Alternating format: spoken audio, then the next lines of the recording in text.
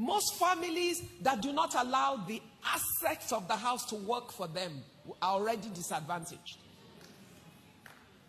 If you're a man and a woman, a husband and a wife, and the Bible says that your wife is your helper, what does that mean?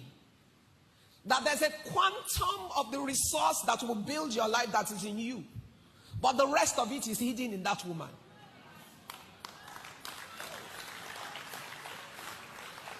Because if you were complete, you would not need a helper.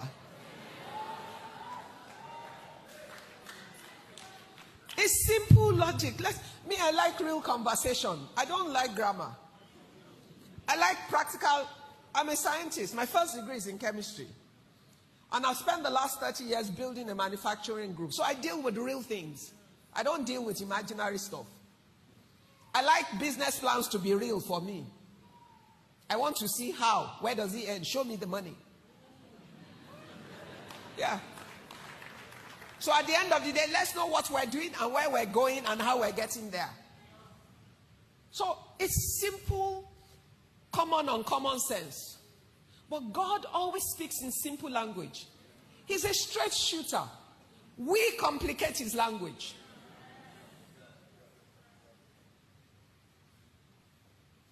I'm a man. I have a wife. Why? The Bible says it is not good for a man to be alone. Why? He can't do it on his own. He's incomplete. He's incompetent by himself. He's unable to achieve the purpose of God without the other parts. When God created the man, he looked at him and knew that he wasn't complete. He knew that what was necessary for him to be completed, he had to now produce after he had finished the man. And he put that in the woman. So the wise man nurtures his asset so that the asset can deploy the hidden talents for his benefit. So when a man has wisdom, he will nurture his wife, encourage, help her to be everything that God has called her to be. Why? His blessing is hidden in her manifestation. That is the truth. You know, the biggest gift of my life is my husband. A good man. A decent man with understanding. A wise man. He married an ambitious young woman who wanted to make something of her life. But even then, there's no way he could ever have figured where she was going to get to. That's the truth. I started my furniture manufacturing company, so he knew I wanted to get somewhere. I had 28 men working for me the day I got married on my 28th birthday. So he could see my ambition and my drive. It looked like I was a girl that was going to make some money because I was making money. But there is no way, 29 years, it'll be 29 years December that we've been married. There is no way he could see 29 years ahead. The best he could imagine is that I would make a success of my manufacturing attempts.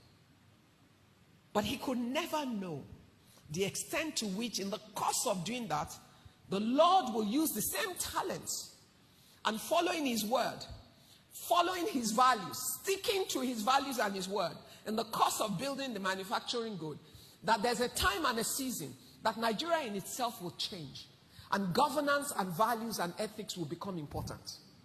And the things he taught me to do for the business will now become the asset that opens a wide door before me to move into a corporate line along the path of still building my business school. And therefore, so I sit on this body, I sit on that body, both nationally and internationally. But that wasn't the plan. That I couldn't even have imagined it. So my husband had to have the capacity to grow as the husband of me in his ability to continue to encourage, to nurture, to support, and yet find the grace to be proud and confident and encouraging without competition in our home.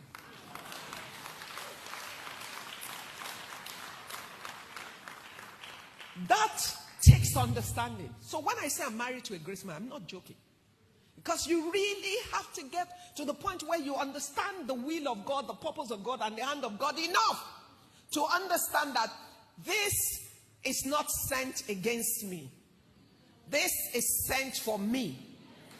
What did you call my name here today? Ibukun Awosika. Who is Awosika? Is it my father's name? Do you know my father's name? Who sent me to school? Oh.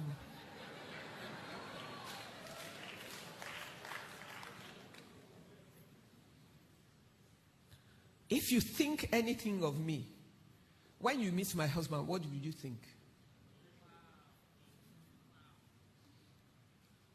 So I can only bring him honor.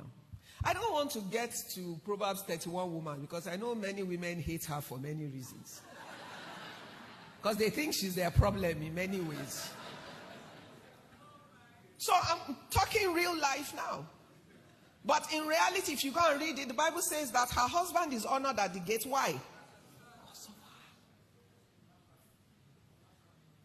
Because the resources that in expressing herself, she's able to generate, the things that she's able to do in being all of herself, brings honor to her husband and her household. Think for 1 minute. Even if you think there's nothing to the wife, because some of you are probably thinking, no, I'm the man and I'm this. Good. Nobody is contesting. The order of God is clear. But the development of a nation requires every asset to deploy. And to deploy every asset, we need every man to have understanding. Because if you want your daughters, don't forget, when we talk about women, we're not talking about some strangers. We're not talking about the woman next door, the woman on the street, or the woman that works for you in the office. We're talking about your daughter. Sure, you have a daughter that you love. It's her future we're talking about. Sure, you have a niece that you think is so lovely. I love my sister's daughter. It's what's going to become of her that we're talking about. It's your sister that you grew up with, your father sacrificed to send her to school.